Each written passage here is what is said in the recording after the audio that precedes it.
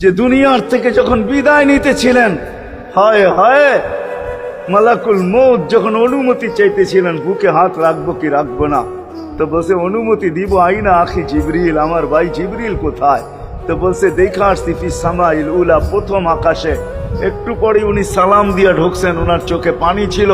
তো বলছে আপনি কাঁদেন কেন? বলে আজকে এলপিআরে চলে যাব, আর কোনোদিন ওহির বাহক হয়ে জমিনে আসবো না। আপনার পরে কোনো নবী নাই, কোনো রসুল নাই, আমারও ওহির কাজ শেষ। ওহির সুবাদে কখনো কখনো নৈকট্যময় জায়গায় চলে যেতাম, আজ থেকে আর যাওয়া হবে না। আমার চোখে পানি। দীর্ঘ ১.৫ লক্ষ নবী, ৩১৩ জন রসুলের কাছে আমি নিয়ে আসছি। আজকে শেষ দিন, এই জন্য চোখে পানি। তো উনি উল্টা প্রশ্ন করছেন, আপনার চোখে পানি কেন? জিবরিল মালাকুল মউত দাঁড়ায় আছে, অনুমতি চাইতেছে বুকে হাত দেওয়ার জন্য। এখনো এক প্রশ্ন বাকি। বলছে সেটা কি? বলে ফামান লিবাদিলি উম্মতি। অথচ ৯ ঘরে চুলা জ্বালানোর মতো তেল ছিল না।